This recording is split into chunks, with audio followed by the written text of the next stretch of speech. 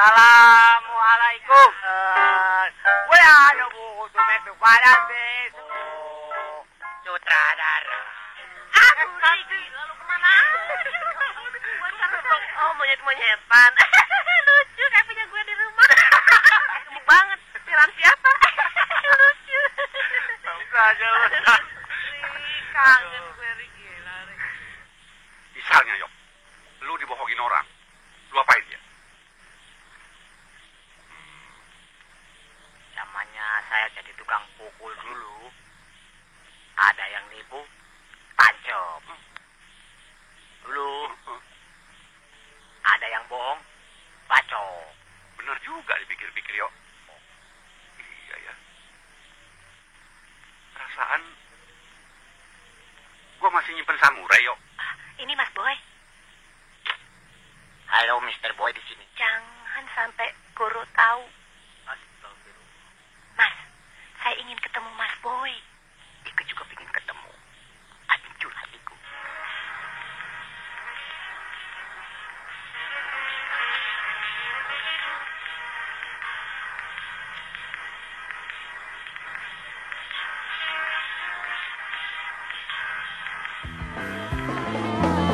Aku ingin menjadi orang yang terkenal. Kemana pergi selalu dilihatin orang. Mau apapun caranya sangatlah gampang. Karena semua tahu aku orang terkenal. Ta-da-da, ta-da-da-da. Ta-da-da, ta-da-da-da. Ta-da-da, ta-da-da-da. Ya, ya, ya, ya. Assalamualaikum warahmatullahi wabarakatuh. Halo Cing, bagaimana kabar kamu di sana? Semoga sehat selalu dan dimudahkan rezekinya ya. Kembali lagi bersama saya Lupus. Salam hangat selalu untuk kamu di sana dan salam manis dari si Lulu. Oke Cing, kita bernostalgia kembali nih. Kali ini Lupus ajak kalian ke tahun 1989. Ceritain alur film yang berjudul Kanan Kiri Oke 2. Film yang dikomandoi Doyok dan Kadir bersama aktor dan aktris beken di zamannya, antara lain Ida Iyasa, Raisa Hetapi, Nurul Arifin, Deddy Mizwar, Zainal Abidin, Diding Boneng, Him Damsik, dan Pak Tile. Bagaimana kemeriahan dan keunikan di film ini? Yuk langsung aja ke alur ceritanya. Yang sekarang ini jadi terkenal, tak punya kebebasan diri, jadi diri sendiri, jalani saja hidup ini, lupakan semua mimpi-mimpi yang tak berarti. Oh yeah, yeah. Oh, oh, oh, oh, oh. Oh, oh, oh, oh, oh, oh. Di film ini diceritakan Kadir merupakan pembantu dari Rio dan Anita, sedang Doyok jadi pembantu Tati dan Goro yang merupakan tetangga sebelah rumah Anita dan Rio. Di siang itu, Rio yang sedang bersama istrinya Anita mendapat telepon dari sutradara film dan si sutradara itu mau ke rumah nanti siang. Tetapi Rio dan Anita malah ingin pergi ke rumah temannya yang sedang kemalingan. Rio pun akhirnya menitipkan ke Kadir, kalau nanti ada tamu yang mengaku sutradara, bilang aja mereka lagi nonton orang yang lagi kemalingan. Sejenak Kadir pun diam seperti berpikir. Yang dia bilang, sutradara film kalau datang pasti akan cari pemain untuk jadi bintang film. Setelah Rio pergi, Kadir pun berlari menuju sahabatnya Doyok dengan tergopoh-gopoh bahwa ini adalah kesempatan emas untuk bisa bersaing dengan Michael Jackson, Haji Roma Irama, Susana, Bari Prima, dan lain-lain. Kadir kemudian obrak-abrik lemari majikannya itu dan keluarin semua baju kepunyaan majikannya. Akhirnya Kadir pun berpenampilan bak layaknya Michael Jackson, yang Kadir menamai dirinya Kadir Jackson on Air. Sedang Doyok berpenampilan bak Stevie Wonder, yang dia menamai dirinya Kripik Wonder. Doyok pun langsung duduk di depan piano siap menunjukkan skill musiknya. Mereka berdua pun dengan pedenya bernyanyi dan bermain musik. Udah kayak kapal pecah seperti lihat Giant Doraemon bernyanyi.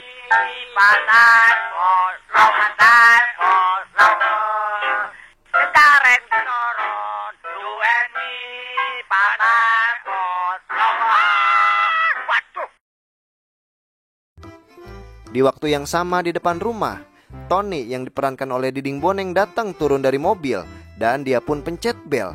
Karena yang di dalam rumah lagi sibuk konser, jadi kedatangan Tommy nggak bisa didengar oleh mereka. Tony pun berinisiatif masuk rumah itu. Karena Tony berpenampilan udah kayak aki-aki pijat urut, Kadir dan Doyok pun heran dengan kedatangannya.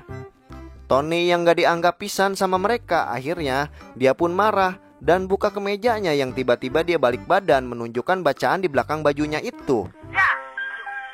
Awas. Jangan bilang siapa-siapa ya.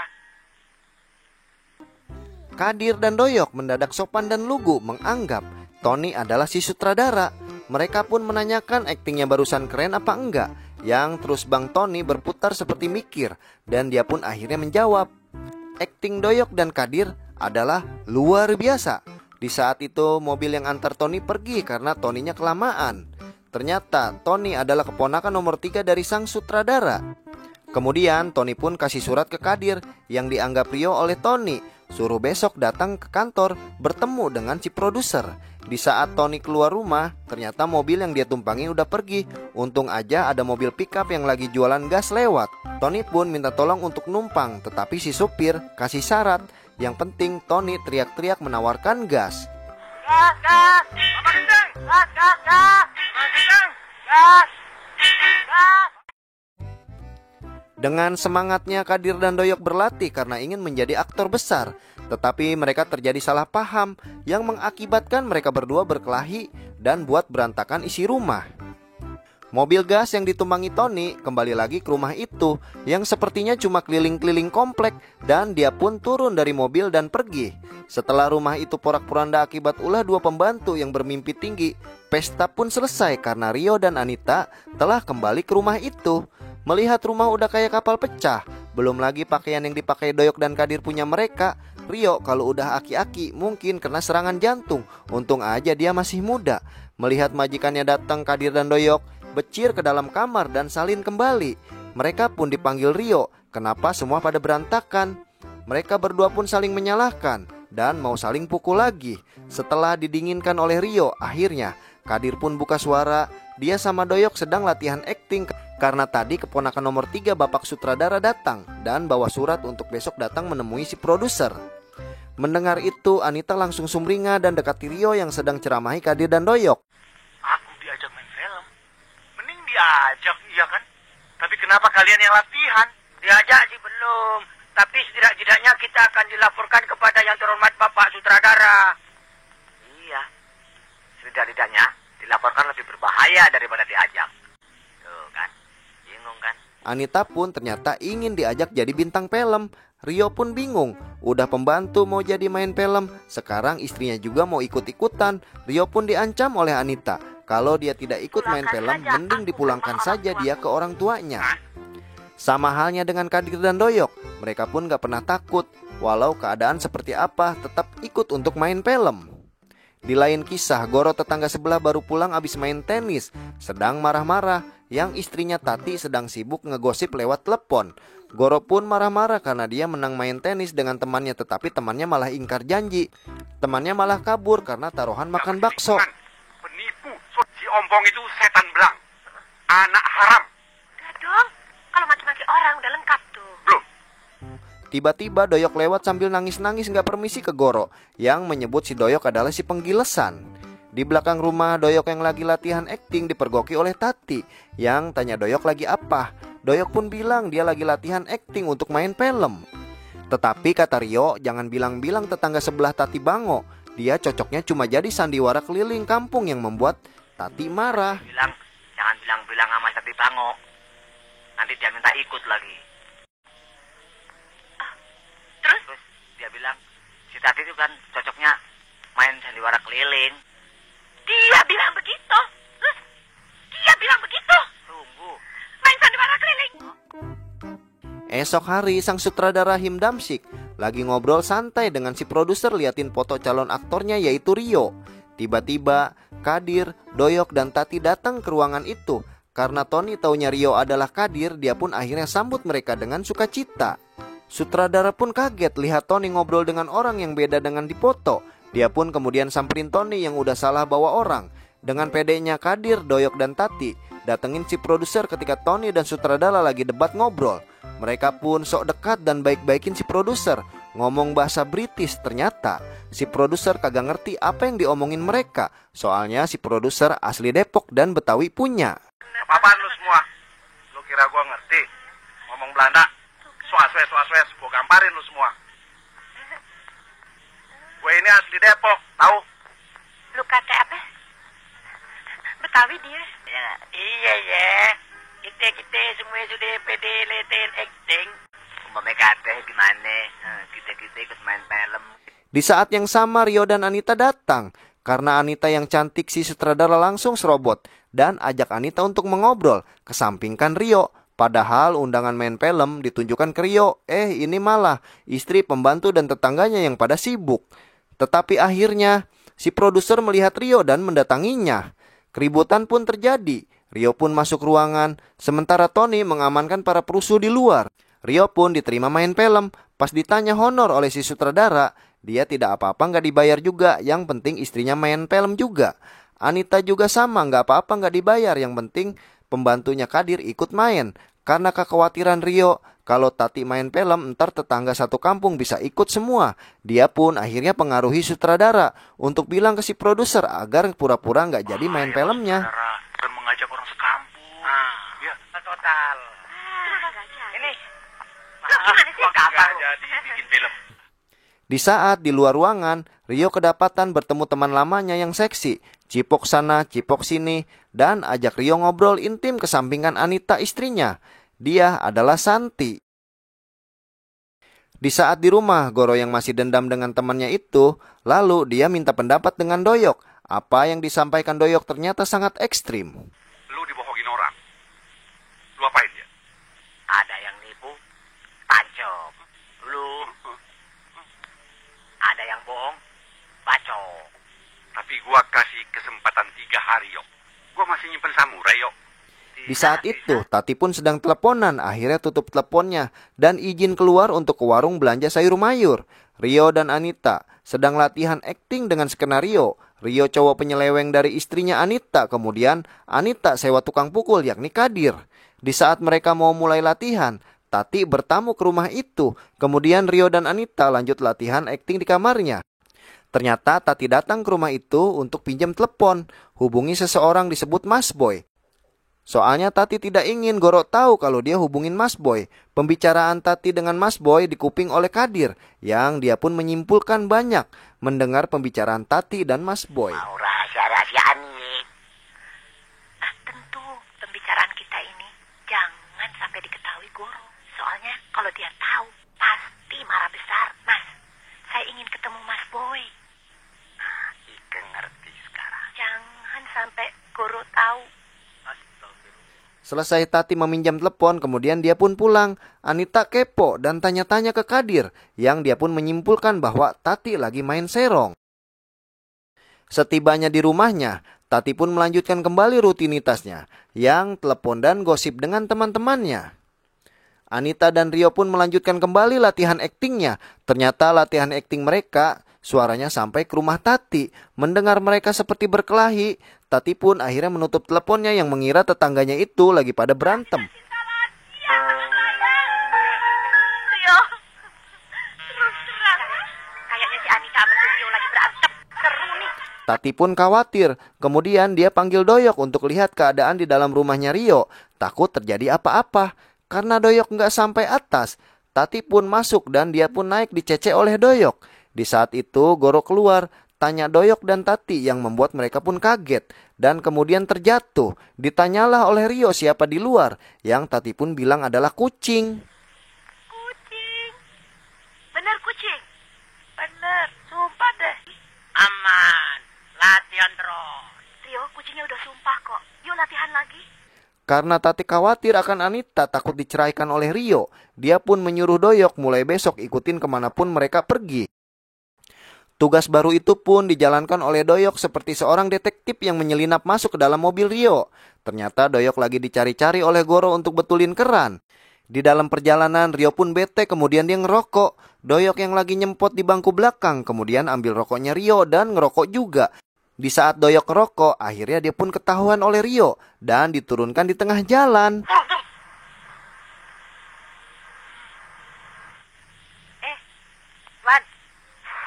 dah gua jalan kaki dah. Tati yang sibuk teleponan bahas Rio yang menyeleweng dengan wanita lain, bercerita ke temannya menyuruh Doyok untuk intel Rio. Ternyata Doyok pun lewat sambil menggerutu. Dia pun gagal ikutin Rio karena ngerokok. Ketahui di mana rumah cewek itu. Tapi berhasil nggak lo? Enggak. Kenapa? Waktu ngambilnya sih nggak ketahuan. Ngomong yang jelas dong. Begitu saya tes pakai rokok, ketahuan ngebul. Lain kali kalau nyuruh jadi intel, Aduh, goblok amat sih lo. Tati kemudian keluar dan panggil Kadir suruh ngaku dengan apa yang terjadi. Di dalam pikiran Kadir, Tati sudah tahu mereka bermain film. Dengan pikiran Tati, Rio apakah sudah mengaku menyeleweng dengan wanita lain, padahal itu semua hanya latihan akting. Baik Tati dan Kadir kedua-duanya salah paham. Kadir pun dipanggil Anita, yang tuduh Kadir udah bilang-bilang ke mereka mau main film. Latihan akting pun dimulai kembali, yang suaranya sampai ke telinga Tati dan Doyok. Maafkan hamba. Tati dan Doyok kemudian gedor-gedor rumah mereka, yang kemudian tanya kepada Kadir keadaan Anita dan Rio. Kadir dengan polosnya jawab apa adanya, tetapi dia tidak jawab lagi latihan akting karena disuruh oleh Anita dan Rio. Sini. Anita mana? itu di kamar. Tapi sudah selesai. Bohong lo. Setelah itu, Tati pun meminta izin untuk pakai telepon. Dia pun telepon kembali Mas Boy. Mas Boy. Anita kemudian tanya Kadir dengan siapa Tati menyeleweng. Mas Boy, karena keadaan memaksa, pertemuan kita ajukan beda. Itu yang bahaya. Dia minta ceritanya dirubah. Kalau begitu dia tahu kita jadi main film. Ya ampun. Dan masalah main film yang dipikirin Anita, Tati sudah mengetahuinya. Ternyata Rio lebih peka, yang artinya akting mereka seperti beneran membuat Tati dan Doyok menyangka mereka sedang berkelahi. Jadi latihan aktingnya harus lebih semangat lagi. Mendengar Rio dan Anita tambah parah berantemnya, Tati pun sudah tak percaya dengan Kadir dan suruh Doyok untuk besok intel Rio secara ketat. Esok hari Kadir ternyata disuruh Anita untuk awasi Tati yang dikira menyeleweng dengan penampilan seperti detektif. Sedang Doyok juga sama intai Rio. Yang pas di jalan Kadir pun ketemu Doyok. Mereka pun saling melupakan tugas masing-masing, malah kejar-kejaran naik motor. Pada suatu momen karena saling salip antara Kadir dan Doyok, di saat ada truk yang menyalip di hadapan keduanya, mereka pun menghindar dan terjun bebas ke dalam danau. Pada suatu ketika temannya Tati telepon yang bilang bahwa temannya Rio tempo hari Tati ceritakan adalah tetangganya bernama Santi. Tati pun kemudian meminta alamatnya. Nggak butuh waktu lama ternyata Tati pun langsung sambangi rumahnya Santi. Santi ternyata mengenali Tati yang ketika ketemu Rio dia ada di situ. Tetapi dengan jutek dan marah, Tati malah ladeni keramahan Santi. Kemudian Santi pun telepon Rio bilang cewek yang ketemu di restoran datang ke rumahnya. Nggak jelas marah-marah. Rio pun dengan senyum suruh Santi untuk kerjain Tati. Kemudian Santi pun akhirnya kerjain Tati dengan ganjennya. Ayah naon itu? Ayah neon. Kamu harus ngaku. Kalau tidak, tahu sendiri. Kamu ada main sama Rio, betul kan? Itu mah betul. Nggak usah dipaksa-paksa juga Abdi mah ngaku. Tapi kamu harus tahu, Rio udah ada istri. Rio enak sih. Oh, justru itu serunya. Abdi teh seneng sama si Rio karena dia sudah punya istri. Di hari di mana Rio, Anita, dan Kadir siap-siap mau berangkat syuting, Tati datang dengan rasa sedih dan panggil Anita, membicarakan tentang Rio yang menyeleweng. Bukannya ditanggapi oleh Rio, Anita malah sengaja dan mereka pun pergi tinggalkan Tati. Tuh, gak apa-apa, saya udah rela kok. Biarin aja dia punya piaraan. Lo mau dimadu? Sungguh, malah enak. Lumayan, saya 3 kali seminggu bisa free. Lu gila tau gak? Tetapi Tati izin pinjam rumahnya untuk bertemu dengan seseorang. Ternyata yang ditunggu Tati adalah Mas Boy, yang di saat dia sampai, Goro ada di luar. Mas Boy pun takut ketemu dengan Goro, yang dia pun keliling-keliling dulu sampai keadaan sudah kondusif. Dengan mengendap-endap Mas Boy masuk ke rumah itu, Mas Boy malah mengira Tati ada hati dengannya. Yang membuat Mas Boy udah ngomong tentang secelup 2 celup. Padahal Tati undang Mas Boy untuk selesaikan masalahnya dengan Goro. Karena Mas Boy adalah teman Goro main tenis. Ternyata Goro ajak Doyok buat benerin keran di rumahnya Rio yang rusak. Goro pun kemudian masuk ke rumahnya Rio. Hal ini membuat Tati dan Mas Boy kalang kabut. Mereka pun mencari tempat yang tepat untuk mengumpet. Di saat Doyok sedang cek keran di kamar mandi, akhirnya dia pun melihat Tati berdua dengan Mas Boy. Tati pun kemudian menyuruh Doyok untuk tutup mulut. Dengan gemetaran, Doyok datang ke Goro yang membuat Goro datangin kamar mandi untuk cek kerannya. Yok, tuh nggak ada yang rusak kok. Tuh airnya. Doyok, mana yang rusak? Nggak ada yang rusak. Ada-ada aja kelakuan Mas Boy. Lagi keadaan genting, pengen minum. Ya udah oleh Tati dijejelin air keran aja. Doyok, ajar dong aku. Goro pun akhirnya kesel ke Rio. Nggak ada keran yang rusak, dia pun akan tunggu sampai Rio pulang. Kemudian Doyok disuruh ambil papan catur untuk mereka pun main catur di rumahnya Rio. Di lain tempat, di saat Rio Anita sudah memulai syuting beneran di saat itu, Rio sedang beradegan dengan wanita yang menggoda Rio. Anita yang melihat kejadian tersebut tersulut emosinya, padahal itu hanya syuting. Anita pun tak terima Rio digoda dan dia pun kacaukan acara syuting film itu dengan ajak duel si cewek lawan main Rio.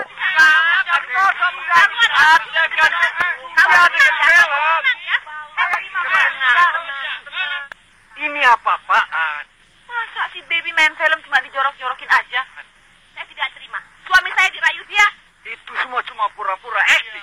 Tapi dia betul-betul merayu suami saya. Hei, perempuan perayu. Mari kita selesaikan persoalan ini. Aduh, itu malah bagus. Jadi tidak ketahuan pura-pura. Di saat Tati dan Mas Boy kepanasan di dalam kamar mandi, Goro dan Doyok malah asyik main catur di tengah rumah. Tidak berapa lama, Rio, Anita, dan Kadir pulang ke rumah itu. Langsung aja Goro pun konfirmasi ke Rio tentang dia yang berada di rumah itu. Kadir, habis itu Anita masing-masing intip datangin Tati yang sedang berdua dengan Mas Boy. Di saat Rio mendatangi kamar mandi, dia pun kaget di situ ada Tati dan Mas Boy. Tati pun berpesan ke Rio, jangan sampai Goro tahu akan kehadiran mereka di kamar mandi. Akhirnya dengan berbagai cara, Tati pun bisa keluar, tetapi mereka ketahuan Goro. Mas Boy yang terjatuh. Dia pun seperti orang merangkak, memohon ampun. Dikira Goro, Mas Boy datang dari luar merangkak meminta ampun terhadap Goro. Bener kan? Bener kan? Hah? Lu percaya nggak sama gua? Dia datang kemari sekarang merangkak-rangkak mau minta maaf sama gua. Sekarang lu pulang Gis. Lu jangan merangkak-rangkak lagi. Gua maafin. Di waktu yang sama, Kadir yang berpenampilan necis ditanya Doyok abis dari mana. Dengan polosnya Kadir pun jawab abis dari tempat syuting. Keesokan hari mereka bertiga habis keluar dari perusahaan film. Mereka yang kecewa karena ditawarkan jadi peran pembantu, merasa turun harga dirinya dan pergi cari lagi perusahaan film yang lain. Di saat itu mereka bertemu dengan Santi yang bawa banyak tas. Santi pun akhirnya datengin Rio dan peluk Rio seperti biasa. Ngapain? Yeay, Apaan sih? Ini kedua bohong-bohongan ya? Iya, gua tahu. Nih, gua udah cowok. enak dong lu ada tarikan. Suri, pokoknya lu mesti tolongin gue deh. Gue malu sama tetangga ini gimana. Apa lu? Biasa, seperti dulu. Lepot. Dikisahkan, Santi kedatangan tamu yang ingin Santi jadi istri keduanya. Santi pun mau asal pria itu bisa beradaptasi dengan keluarga besarnya. Ternyata keluarga besar Santi adalah Kadir, Doyok, Rio, Anita, Tati, dan Goro. Mereka sengaja diundang Santi untuk disuruh pada gila agar pria tersebut tidak jadi melamarnya.